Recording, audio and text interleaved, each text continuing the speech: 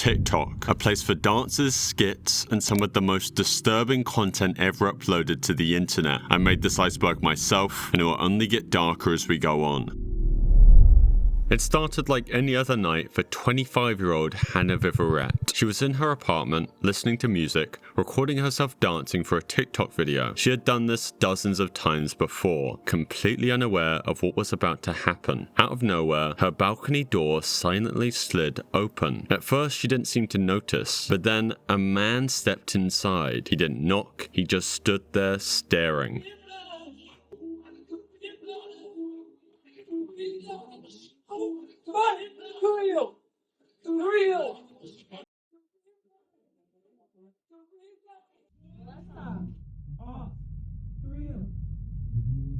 For real. Please get off.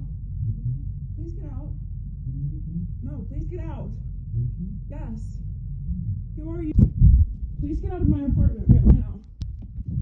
Please get out of my apartment right now. Get out. Get out.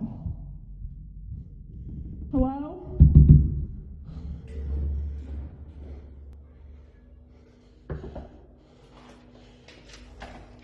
Some people thought the video might even be staged, until Hannah came out with the full story. As this wasn't a random break-in, this man had been watching her for months. After the break-in, police quickly identified the man as Angel Moises Rodriguez Gomez, a 36-year-old who lived nearby. And as the investigation continued, a much more unsettling truth came to light. This wasn't the first time he had been near her home. For months, Hannah had noticed strange things. She had recalled seeing him near her apartment complex multiple times before, though he had never done anything to make her feel immediately threatened like this. Her balcony wasn't on the ground floor either. There was no way he could have just walked in. When the police arrived, they found Angel still inside the apartment. He hadn't left, he hadn't tried to run. It was as if he thought he belonged there. He was arrested on the spot and later charged with burglary and stalking. The court set his bond at $20,000, a punishment that many felt was far too lenient, given what could have actually happened. As of now, there's no information about what he was sentenced to, but he was later taken into custody by US Immigration and Customs Enforcement.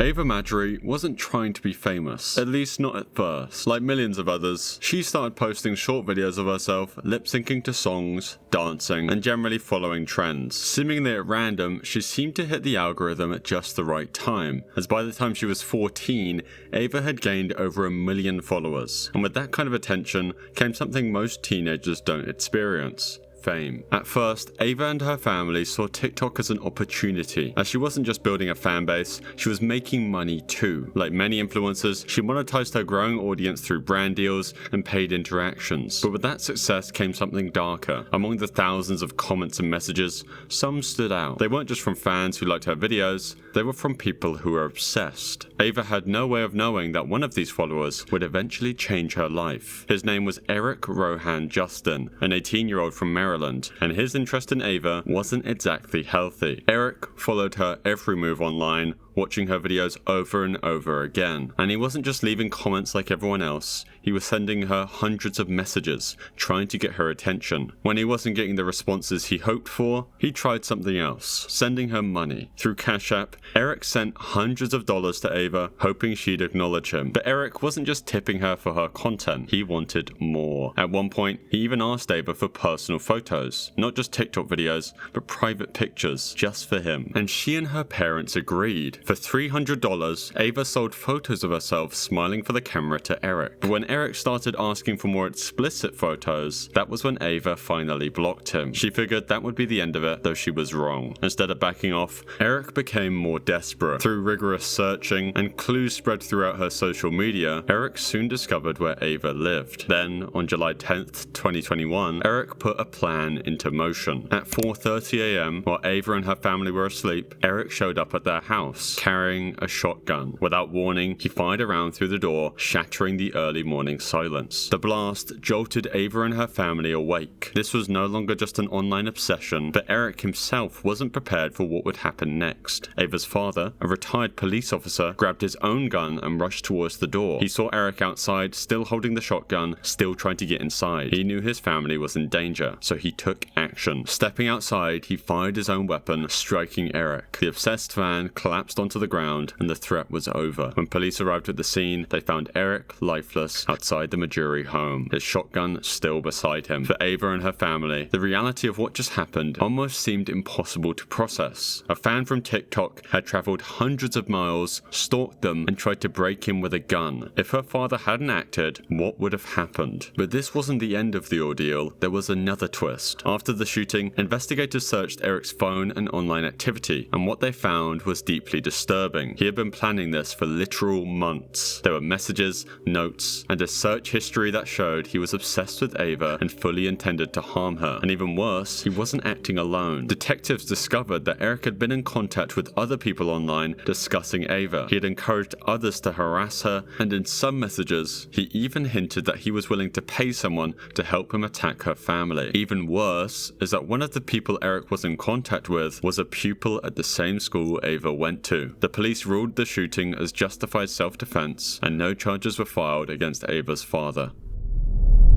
Madison Russo, a 19-year-old college student from Iowa, claims she was facing the fight of her life, one that no teenager should ever have to endure. According to her social media posts, Madison had been diagnosed with pancreatic cancer, a rare and aggressive disease, as well as leukemia. To make matters even worse, she said that doctors had discovered a tumor the size of a football wrapped around her spine. Her emotional TikTok videos and GoFundMe campaigns painted the picture of a young woman fighting for her life. She spoke about the grueling effects of chemotherapy and the emotional toll of her diagnosis, inspiring thousands with her resilience. She even gave speeches at universities, urging people to stay strong no matter the odds. Sympathy soon turned into action though, as over 400 people donated nearly $40,000 to help her with what they believed were overwhelming medical bills. Fellow cancer survivors and kind strangers alike wanted to support her fight. But while most saw a brave survivor, a few saw something a little bit strange. For one, her medical equipment looked wrong. In some photos, her chemotherapy port was placed incorrectly. In others, the wires and tubing she showed didn't quite match the real-life medical devices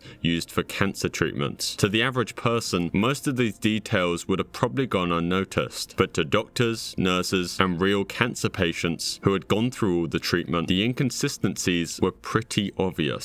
Someone eventually tipped off the authorities, prompting an investigation into Madison's medical history. Now, gathering money under false pretenses, like faking having cancer to raise donations, is actually very illegal. Authorities also took this case very seriously because of how far her deception went. She was actively giving public speeches about her illness at colleges, whilst also appearing in local news stories. Perhaps unsurprisingly, investigators confirmed that Madison had been faking cancer. They charged her with first-degree theft, a felony in Iowa. In court, Madison pleaded guilty to the charges. Given the scale of her deception, many expected quite a harsh punishment, but in a slightly controversial decision, the judge sentenced her to 10 years of probation, sparing her from prison. She was also ordered to complete 100 hours of community service and pay $39,000 in restitution to the people she had scammed. This video is sponsored by Aura, and while TikTok is still on the verge of being banned, here's something disturbing about it. You could go to any data broker's website right now and buy anyone's data for just a few dollars. It's completely legal. Big companies with poor security are getting hacked every day, and your personal information is being sold on the dark web so spammers, scammers, and identity thieves can target you. It's on us to protect ourselves, and that's why I use Aura, today's sponsor. Aura does all the hard work for you. It identifies data brokers selling information online and automatically submits opt-out requests on your behalf. Within a few weeks, your data will stop appearing on these sites and you'll get less spam. They also monitor the dark web to alert you if your personal information is ever exposed, notifying you fast if someone tries to access your credit card or bank accounts. Plus, they give you up to $5 million on identity theft insurance should the worst case scenario happen. Aura even includes a VPN with over 100 virtual locations to keep your online activity more private. You can try Aura for free for 14 days at aura.com/serious to see how much of your personal data is already out there.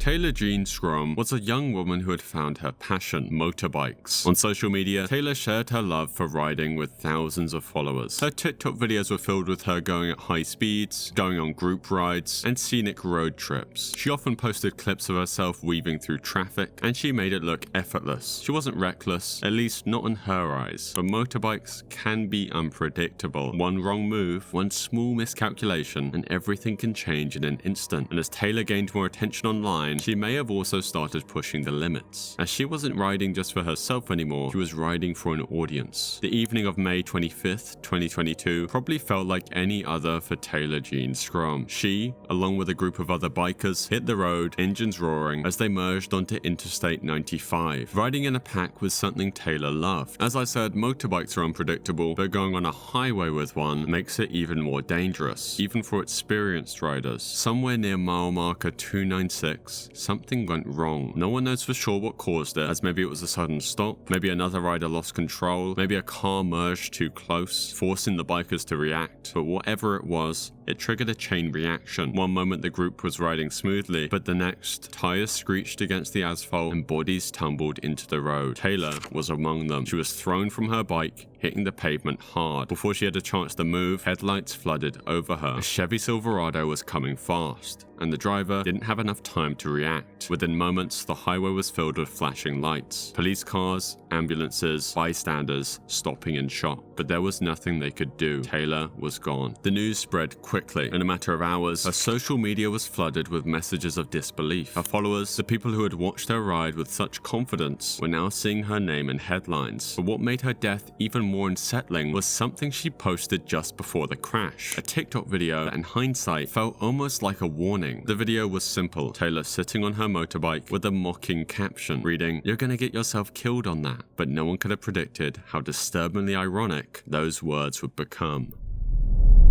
Chosen Terrell Hanna wasn't famous. He wasn't a viral star. He was just someone posting dance videos like millions of others on the app. But what made him different, what made him disturbing, wasn't his content itself. It was what his videos revealed without him even realizing it. While his few followers watched him dance, the police watched for something else. His clothing, his movements, and even small details in the background began to match a series of unsolved crimes. And with each new post, he had unknowingly built a case against himself. Until the authorities had everything they needed. He wasn't caught by a police chase, forensic evidence, or an informant. He was caught because of his own TikTok videos. And when officers finally knocked on his door, he had no idea just how much he had already confessed. For weeks, detectives had been searching for a masked suspect responsible for a string of armed robberies. Surveillance footage had given them glimpses of the man, his build, his movements, and a few key details about what he was wearing. But his face was still hidden, and the investigation had stalled. They needed something more, something concrete to tie a name to the crimes.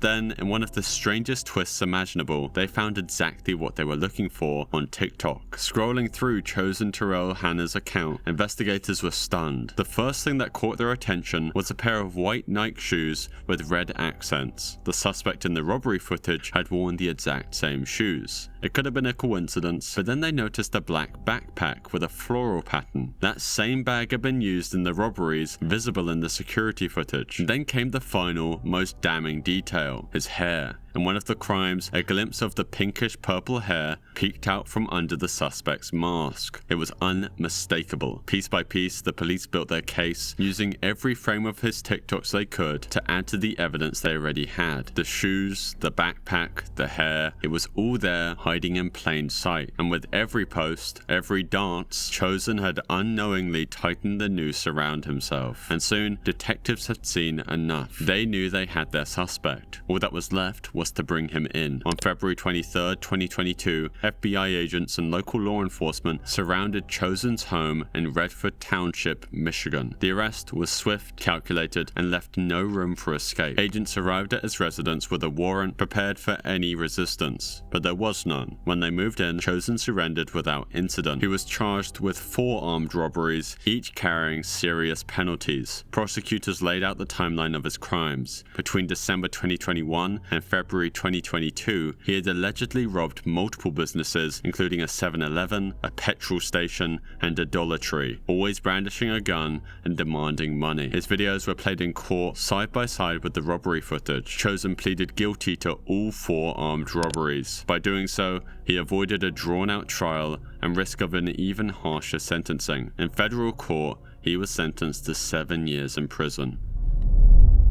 On a July afternoon in 2021, 17-year-old Bethany Martin and her 16-year-old friend were wandering their San Antonio neighborhood when they spotted something unusual near a drainage ditch. At first glance, what looked like just some discarded clothes actually turned out to be a human body. Most people would have reacted with shock or called for help, but Bethany and her friend did neither. Instead, they took their phones out and started filming. Rather than reporting the discovery, they recorded the body. But the worst part wasn't just the filming, it was what they did next. As the cameras rolled, Bethany's friend leaned down and removed a necklace from the dead man's neck. At first, most people thought it was fake, but as viewers recognized the location and connected it to a real news report of a recently deceased man, the truth was slowly revealed. Then, someone sent the video to the police. At that point, the girls had already deleted the TikTok post, but it was far too late. Screenshots and copies had already spread, and authorities traced the account back to Bethany Martin. She admitted to finding the body and taking the necklace, claiming they later discarded it in a drainage area. Bethany was arrested and charged with theft from a human corpse, a Class A misdemeanor in Texas. Her 16-year-old friend, whose name was withheld due to her age, faced charges through the juvenile system. There's no information about what the two actually got sentenced to, but Bethany was released on bond for $2,000.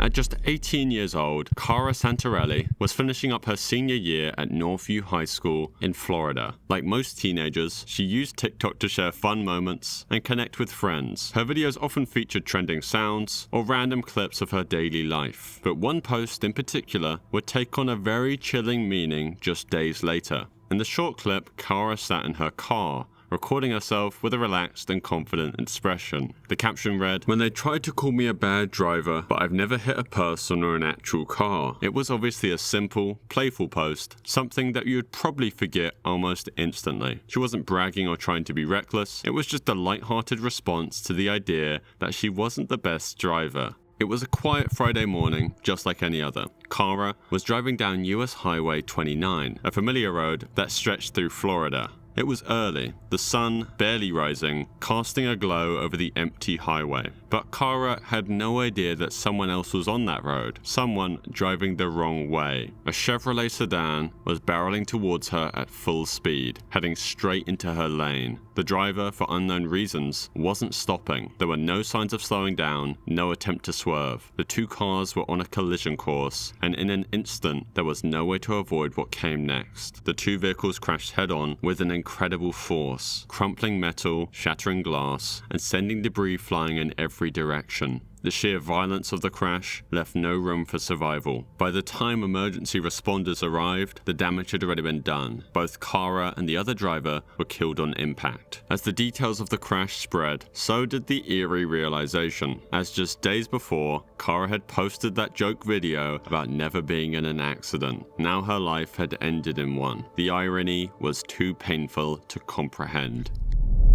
We're now on level 3 of the Iceberg. The Randonauting app works by generating random GPS coordinates near your location and then guiding you to places you might have never gone otherwise. But before it gives you a destination, it asks you to set an intention. You're supposed to focus on something specific, an idea, an object, or even a feeling. The app then claims it will lead you to a location that somehow relates to that thought. If you think of happiness, you'd think it would take you to a park where kids are playing or something. If you focus on sadness, you could end up near an abandoned house. Randonauting was released in early 2020, right when much of the world was already locked down. People were stuck at home, desperate for something new to do, and the app seemed like the perfect way to break the monotony. Almost overnight, it became a sensation. TikTok and YouTube were flooded with videos of people using the app and stumbling across all sorts of strange things. At first, these stories only added to the app's mystique. It was fun, unpredictable, and just eerie enough to make people wonder if there was something more to it. But then something happened that would change everything. A group of teenagers in Seattle decided to try Randonauting for themselves. They set their intention and followed the coordinates Randonauting provided. The location led them to a rocky shoreline near Duwamish Head in West Seattle. It seemed like just another random spot, but as they looked around, something unusual caught their attention. Near the water's edge, half buried in the rocks, was a black suitcase. At first I thought it was just another piece of rubbish, maybe something washed up by the tide, but as they got closer, they noticed a terrible smell. A few of them hesitated, sensing something was off, but the curiosity got the best of them. One of the teens took out their phone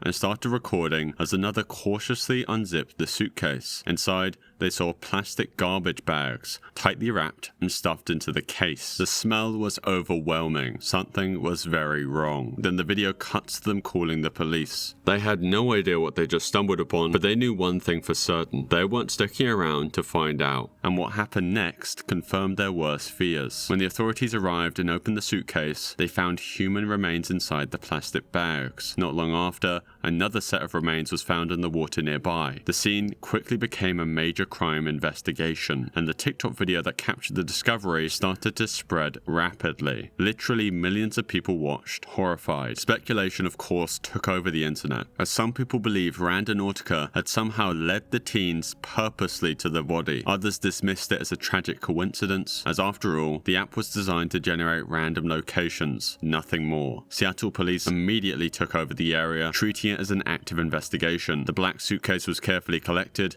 and the forensic teams arrived to examine the remains. Not long after, a second bag containing additional human remains was discovered floating nearby in the water. What had once been a little exciting adventure for a group of teens had now become evidence in what was clearly a brutal and violent crime. The bodies were sent for autopsy, and within days, authorities confirmed what many had feared. The remains belonged to two people, a man and a woman. Their names were soon released to the public: Jessica Lewis, aged 35, and Austin Wenner, aged 27. They weren't just two random victims, they were a couple, and their deaths had been far from accidental. Both had been shot multiple times before their bodies were discovered in the bags. The details of the case are horrifying. Jessica and Austin had been reported missing for weeks before their remains were discovered. Family and friends had been searching for them, unaware that their bodies were just sitting off the coast. But even as the public learned their names, one question remained unanswered. Who had done this to them? The case had quickly become a top priority for law enforcement. Investigators retraced Jessica and Austin's last movements, looking for clues about where they had been before they had lost their lives. It didn't take long before they found their first major lead. Jessica and Austin had been renting a room in a house owned by a 62-year-old Michael Lee Dudley, located just outside of Seattle. The home, at first glance, seemed unremarkable. A modest suburban house. Nothing out of the ordinary. But as the police dug deeper, they started to realize that Dudley wasn't just an average landlord. He was the last person to see them alive. Inside the house, police found something even more terrifying. Bullet holes in the walls and floors, along with very suspicious red stains that had been poorly cleaned. The evidence was overwhelming. This obviously wasn't just a missing persons case anymore. This was a murder. Authorities wasted no time arresting Dudley, and when questioned, he claimed that Jessica and Austin had become too much for him to handle. He had been trying to evict them, and the tensions had been rising in the weeks leading up to their deaths. But his attempts to justify himself didn't change the facts. Two people had been brutally executed, their bodies discarded and dumped into the water. And now, thanks to a strange phone app and teenagers recording TikTok videos, Michael Dudley was behind bars.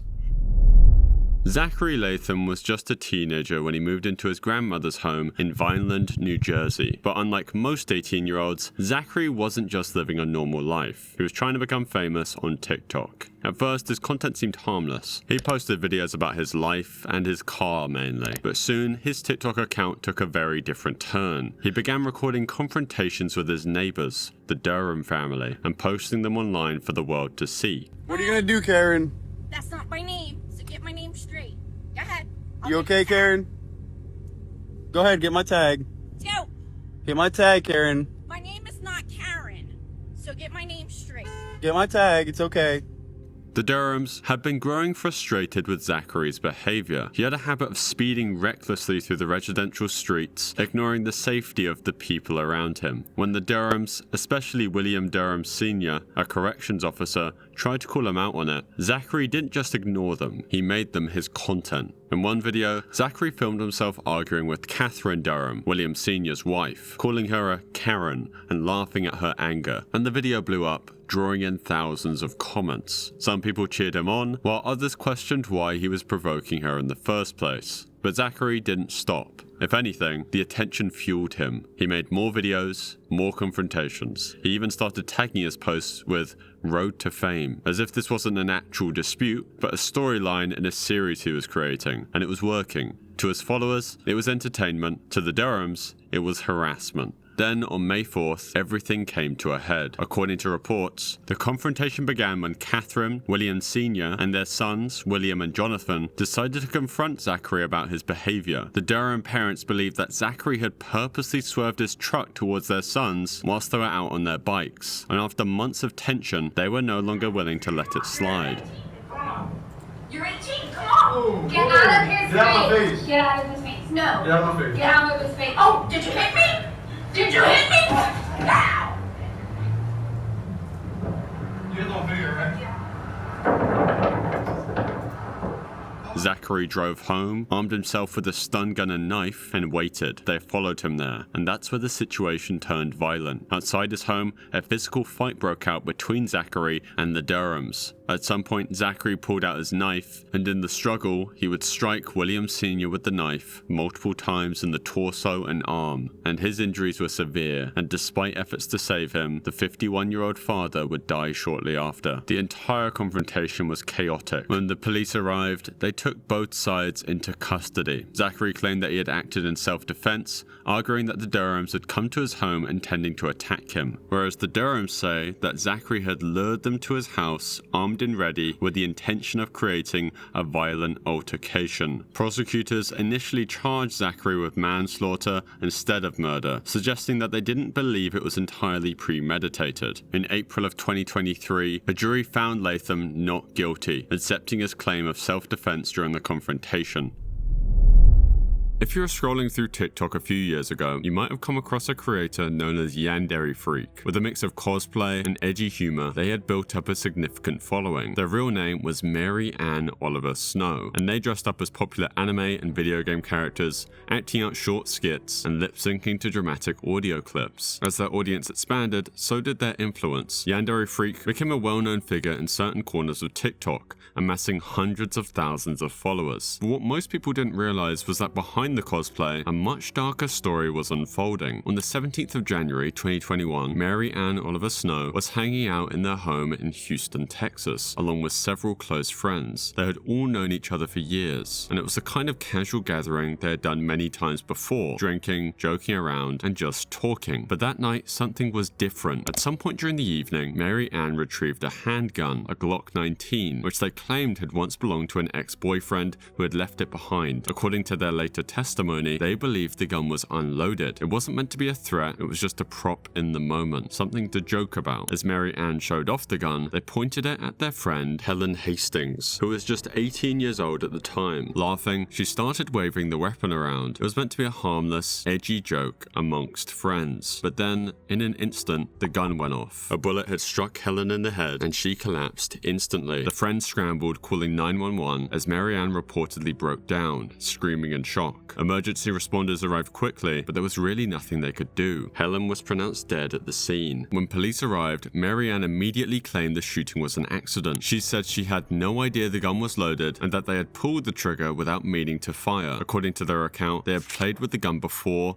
dry firing it multiple times in the past, believing it was empty. Not long after the incident, they were arrested and charged with manslaughter, a second-degree felony in Texas. If convicted, they faced up to 20 years in prison. Marianne's defense was very simple. They never intended to harm anyone. They claimed to have believed the gun was unloaded and had even dry fired it multiple times in the past without an issue. That night, they thought it was just another harmless joke, but prosecutors weren't quite convinced. Anyone with a brain should know you never point a gun at someone unless you intend to shoot them. If Marianne had truly played with the gun before, why hadn't they checked to see if it was loaded that night? And more importantly, how had a bullet ended up in the chamber? Even if they hadn't meant to fire, handling a real firearm so carelessly was an act of gross negligence, one that resulted in the death of an innocent person. Despite the serious charges, Marianne was released on bond while awaiting trial. For a while, the case remained relatively unknown outside of Texas. The public had no idea that a popular TikTok creator was facing criminal charges for a fatal shooting. But as court documents surfaced and the details began to spread online, outrage started to erupt. Even after being charged with manslaughter, Marianne didn't disappear from the internet entirely. In fact, they continued making TikToks as if nothing had happened at all. For most people, it was deeply unsettling to see someone involved in such a tragic event acting as if it was just a minor setback.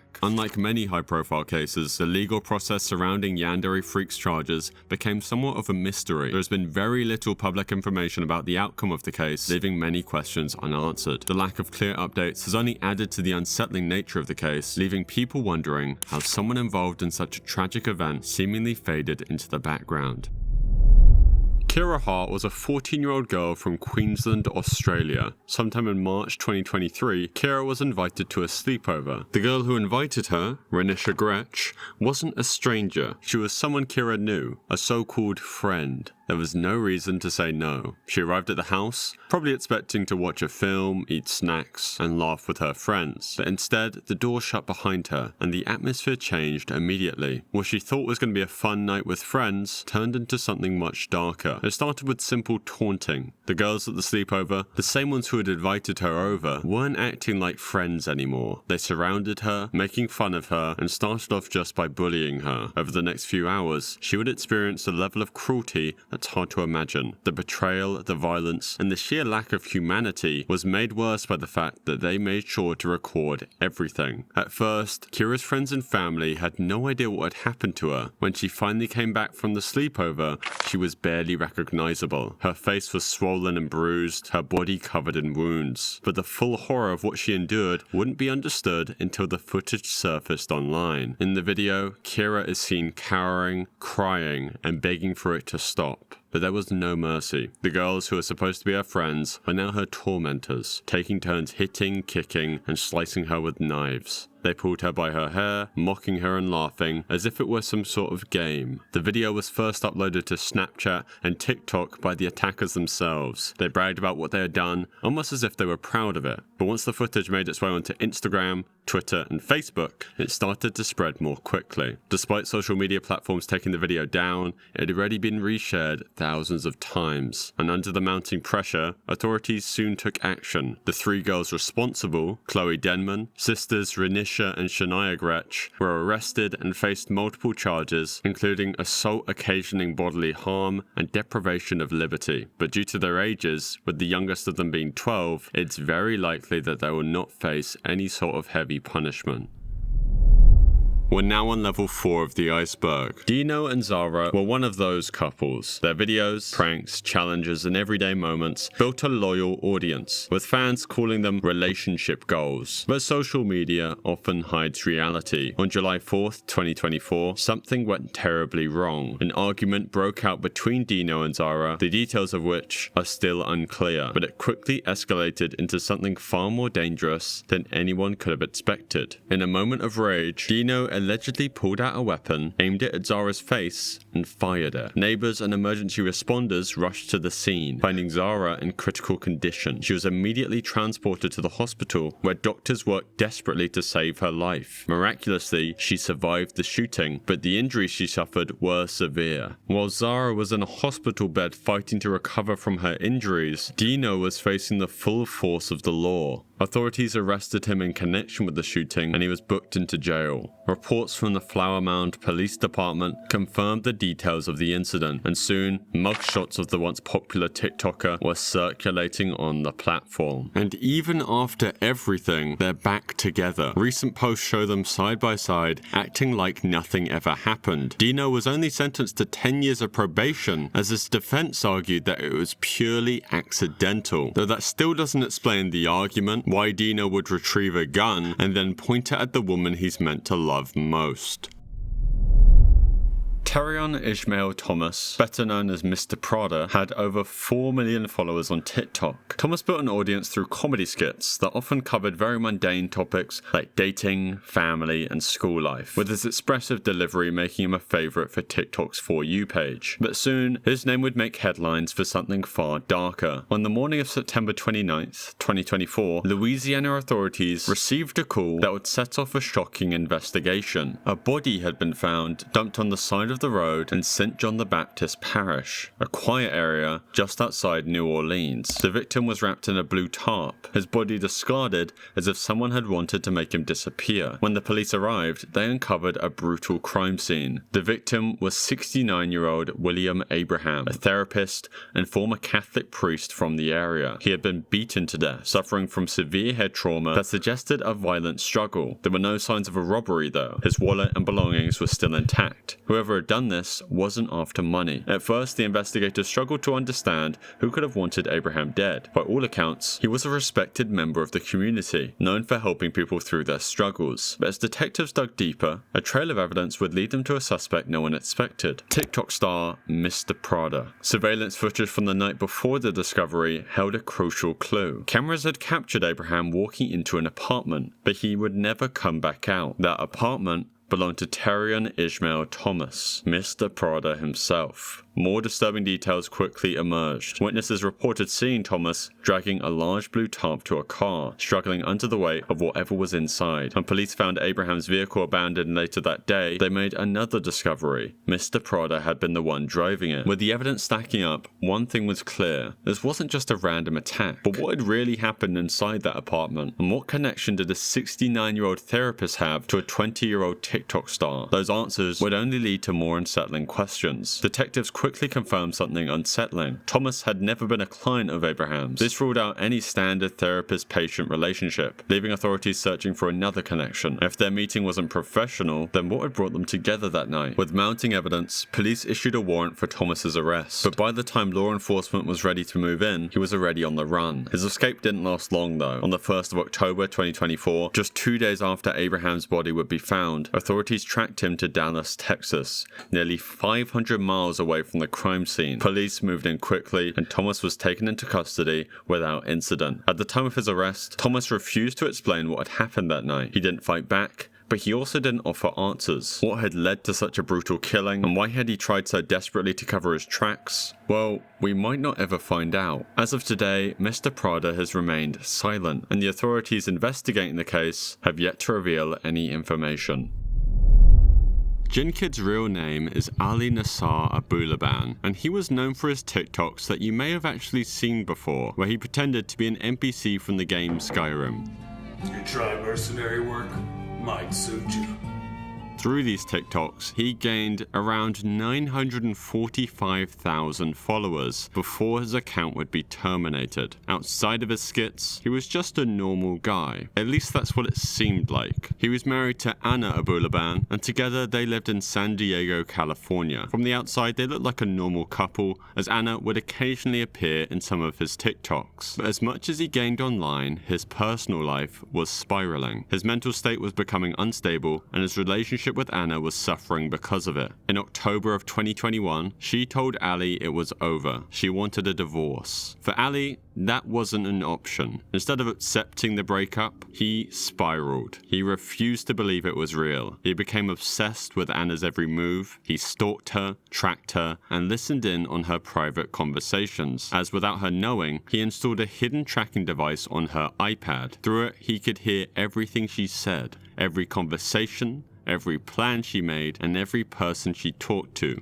It was all being monitored, and in Ali's mind, he was building a case against her, convincing himself that she was betraying him. As the days passed, his paranoia deepened, that he wasn't just hurt, he was furious. He felt abandoned, humiliated, and powerless. And that's when his obsession took its darkest turn. On October 21st, 2021, Ali was listening in on Anna once again. This time, what he heard shattered whatever was left of his sanity. Another man was with her in her apartment. In that moment, something inside Ali snapped. He muttered to himself, "I caught her. I finally caught her," several times. He wasn't thinking anymore, he was purely acting. Fueled by his rage and jealousy, he grabbed his gun and made a decision that would destroy everything. And then just hours later, tragedy struck. Ali stormed into the Spire San Diego luxury apartments, riding up the elevator to the 35th floor, where Anna lived. When he reached the door, he didn't hesitate. He forced his way inside. Inside the apartment, Anna was with 29-year-old Rayburn Barron. He wasn't a stranger. He was someone Anna had known for years. But in Ali's mind, he was the enemy, the man who had stolen his wife. Without words, Ali pulled out his gun and opened fire. The first shot hit Rayburn, ending his life instantly. Anna screamed, but there was nowhere she could run. In the next moment, Ali turned the gun on her and ended her life. It was over in mere seconds. He had taken the lives of the woman he once loved and the man he believed had taken her from him. Ali then got in his car and started driving. Then he made a phone call to his mother. In a matter-of-fact tone, he simply told her,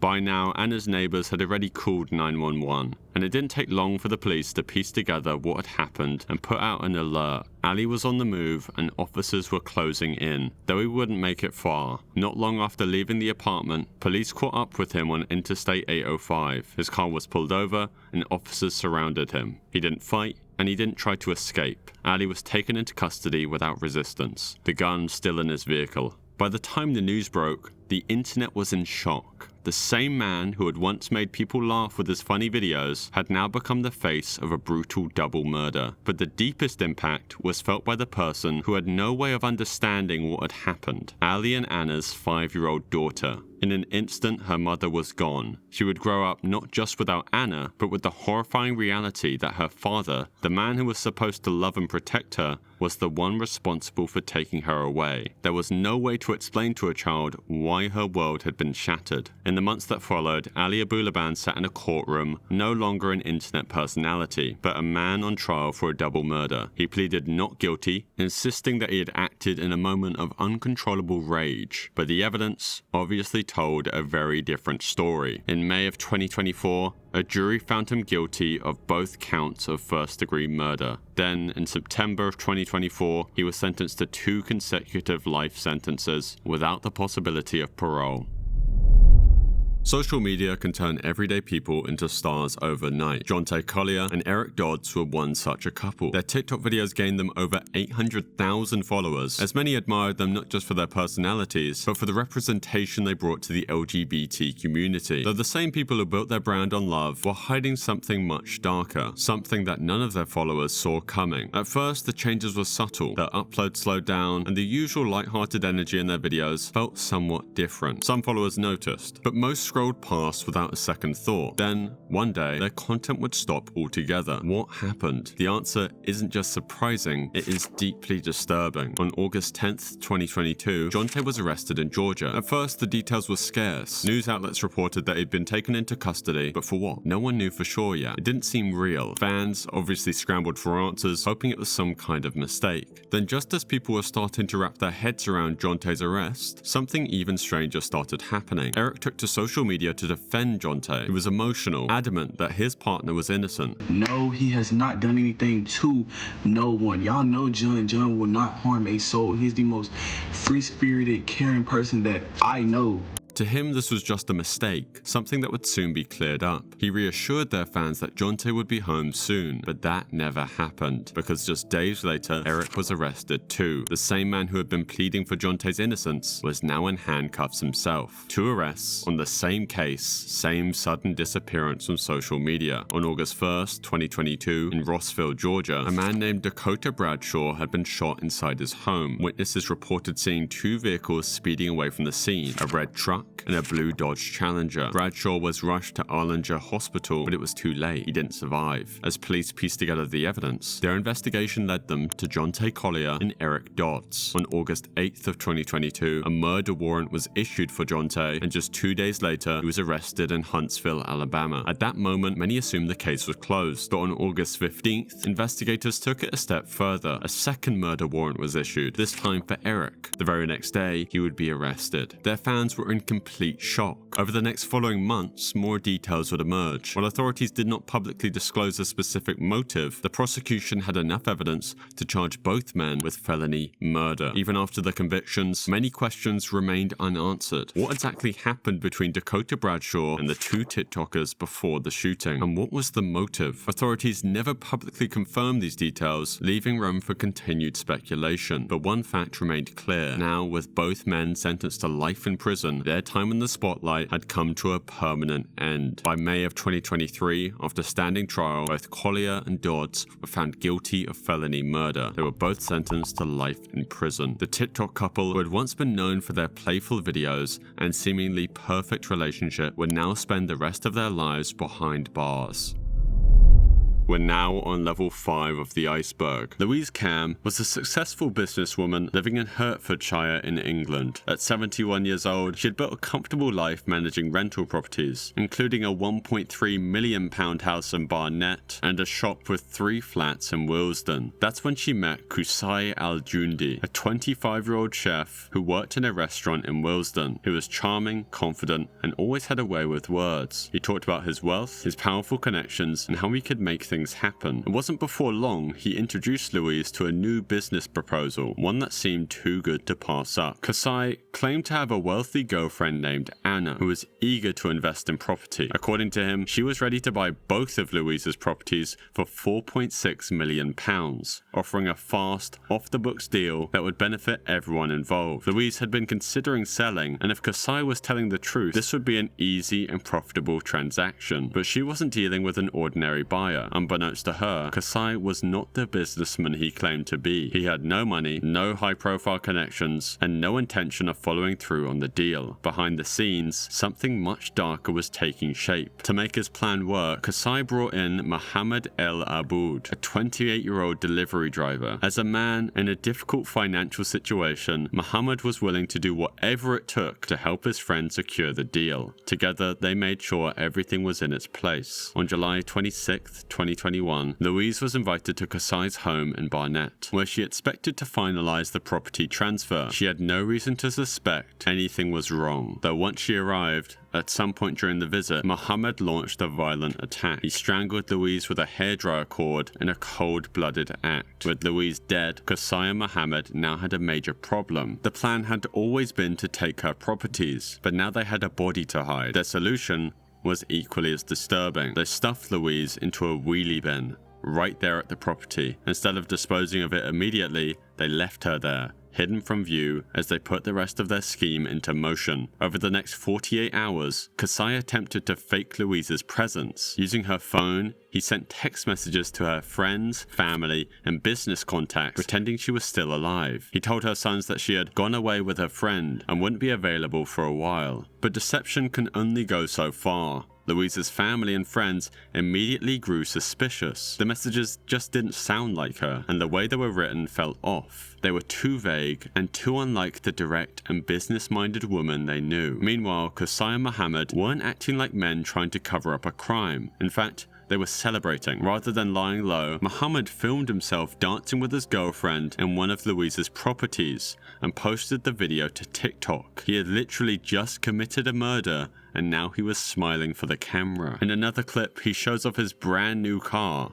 which of course also belonged to Louise. Muhammad was playing the role of a wealthy, carefree young man, pretending he had come into money through legitimate means. In reality, he was flaunting items he didn't have and living on borrowed time. Kusai, meanwhile, was busy trying to secure his prize. Earlier that month, he had convinced Louise to sign a lasting power of attorney document, which basically gives him control over her financial affairs. He also obtained signed property transfer forms, which would allow him to take ownership of her properties without paying a single penny. In Kusai's mind, everything was set, and with her now out the way as they planned, he wasted no time to sell her properties. He contacted an associate, claiming that Louise had already handed them over to him, and began looking for buyers. He thought he had pulled off the perfect crime, but the cracks were already forming in his grand plan. Louise's family was asking too many questions. Her properties were also still legally tied to her name, and the videos that Muhammad was taking in her properties was about to bring everything crashing down. On July 28, 2021, 2 days after Louise was last seen, her family had reported her missing. The police immediately launched an investigation, retracing her last known movements. It didn't take long for them to zero in on the people she had last been in contact with, Muhammad and Kusai. When questioned by the authorities, Kusai tried to maintain his facade. He repeated the story he had been pushing through the text messages, that Louise had gone away on a trip and that he had nothing to do with her disappearance. But detectives simply weren't buying it. By this point,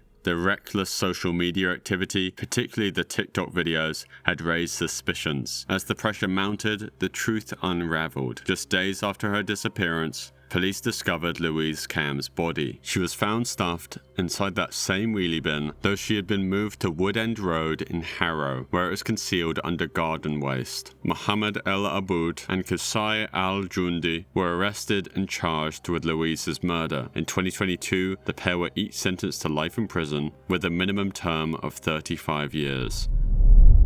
In the quiet suburbs of Las Vegas, 16-year-old Sierra Halseths and 18-year-old Aaron Guerrero thought they had found something special, something no one else could understand. They were young, in love, and inseparable, but their love had one major problem: Sierra's father, Daniel Halseths. Daniel didn't approve of Aaron in the slightest. He saw their relationship as reckless and dangerous. Maybe he thought Sierra was too young to be so deeply involved with someone older. Whatever his reasons, he made one thing very clear: Sierra was forbidden from seeing Aaron. For most teenagers, a breakup like this would be heartbreaking but temporary. Parents set rules, and kids eventually move on. But Sierra and Aaron weren't like most teenagers. Behind closed doors and over text messages, the two teens started discussing something unthinkable. What if Daniel wasn't around anymore? What if they didn't have to hide, lie, or sneak around? What if they could just make him disappear? It might have started like a fantasy, an angry thought said aloud, but as the days passed, the idea stopped sounding impossible. It started sounding like a real plan. And unlike the way most people fantasize about extreme ideas but never act on them, Sierra and Aaron took their dark thoughts one step further. They began researching. They talked about what they would need to do. The planning wasn't rushed, it was calculated. This wasn't a crime of passion, a sudden moment of anger turning deadly. This was something different, something colder. Their plan involved not just killing Daniel, but making sure no one would ever know they were responsible. They would cover their tracks, escape together, and start a new life far away. The details of the plan aren't all public, but what we do know is chilling. They discussed ways to get rid of evidence. They planned how they'd clean up afterwards, and most disturbingly, they talked about what life would be like once Daniel was out of the picture, as if his life was just a problem that needed to be solved. At this point, it was no longer just a theory or wild teenage idea. They had made up their minds, and all that was left was to put their plan into motion. On April 9th, 2021, that's exactly what they did. Daniel Halseths had no idea what was coming. He was at home, likely thinking about everyday concerns, work, bills, his daughter's future. But as he went about his evening, Sierra and Aaron were waiting for the right moment to strike. The attack was brutal. Daniel was ambushed with a knife by his own daughter and Aaron. Reports later revealed that he had suffered at least 70 different wounds. The two teens didn't just kill Daniel, they made sure there was no chance he could survive. The attack wasn't clean, quick, or quiet, but even after the murder, their plan wasn't over. They had another problem: the crime scene. Sierra and Aaron took their next step. They tried to set the house on fire to destroy any trace of what they had done. Flames began to spread throughout the house, but despite their efforts, the fire didn't do enough to cover up the crime. Security footage later captured the teens at a nearby store buying bleach, gloves, and other cleaning supplies, attempting to erase their involvement, but no amount of cleaning could undo what they had done. With Daniel's body lying in his burning home, Sierra and Aaron didn't panic. They didn't break down. Instead, they moved forward with their plan. They emptied Daniel's bank account, withdrawing thousands of dollars to fund their escape. Then they packed their bags and disappeared, thinking they had left no trace behind. But what you're probably wondering is what this has to do with TikTok. Well, what they did next was probably the most disturbing part of the entire case. Instead of laying low, staying quiet, or showing any sign of guilt, Sierra and Aaron did the unthinkable. They recorded a video. In the short TikTok, we see the two teenagers together, smiling and laughing. Day 3 after murdering somebody. Wow! Don't put that on the camera. It was worth it. And no bleeding this time. Mm-hmm.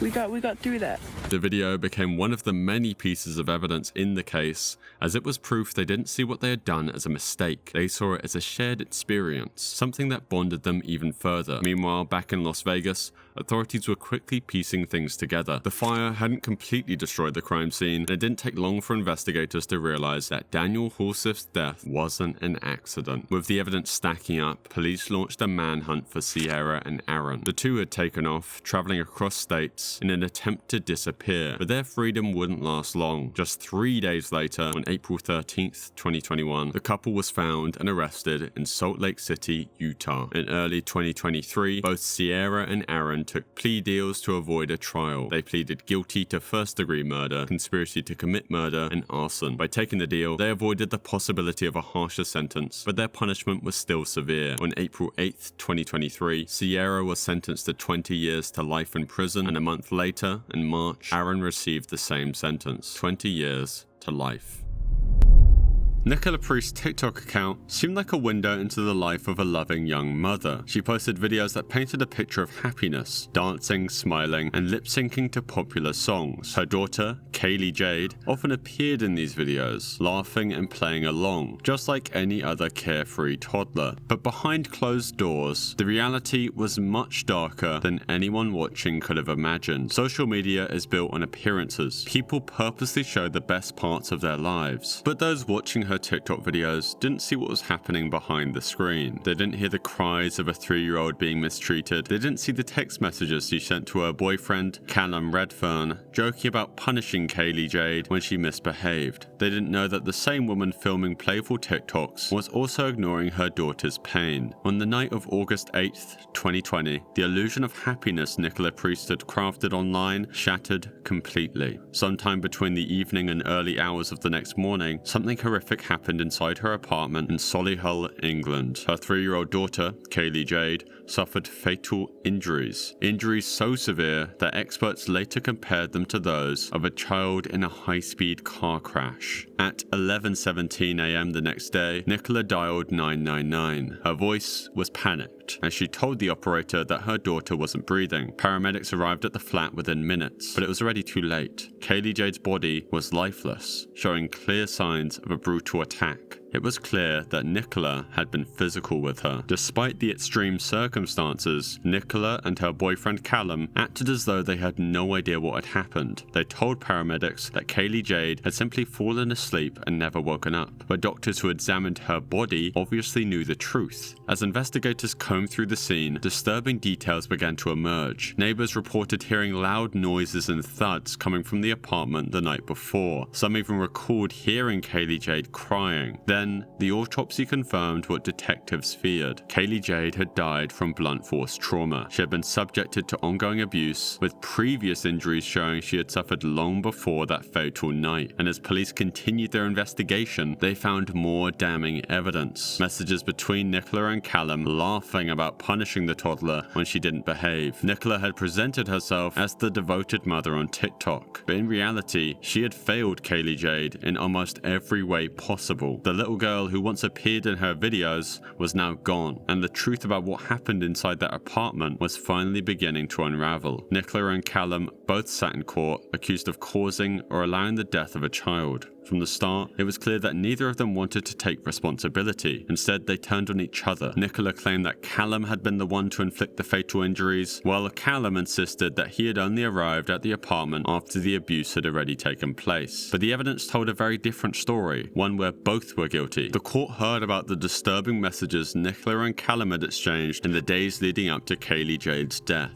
These texts revealed that both of them had been frustrated with the toddler and had joked about punishing her. One message from Callum even suggested that they should, quote, boot Kaylee Jade when she misbehaved. The prosecution argued that these messages showed a pattern of mistreatment and a complete lack of care for the child's well-being. As the trial progressed, the jury saw the stark difference between the image Nicola Priest had created online and the reality of her behavior as a mother. Clips from her TikTok were played in court, showing her smiling and singing just weeks before her daughter's death. But those videos meant nothing when compared to the brutal evidence of what had really happened. In August 2021, the verdict was finally delivered. Nicola Priest was found guilty of manslaughter and sentenced to 15 years in prison. Callum Redfern was also convicted of manslaughter and sentenced to 14 years. But what makes this case even worse is what Nicola did after her daughter had already died. In the days following Kaylee Jade's death, but before her arrest, Nicola continued posting TikTok videos as if nothing had happened. Instead of mourning, she kept uploading videos of herself dancing to songs and posing for the camera. In one video, she performed a dance routine to the song I Wanna Be Your Lady, with no sign of sadness or remorse. These videos became a key piece of outrage when the case went to trial. Many people couldn't comprehend how a mother who had just lost her child in such a violent way could carry on as if nothing had happened at all. And that concludes today's video. If you want something else to watch or listen to, here's a video of mine that YouTube thinks you'll enjoy. Thanks for watching.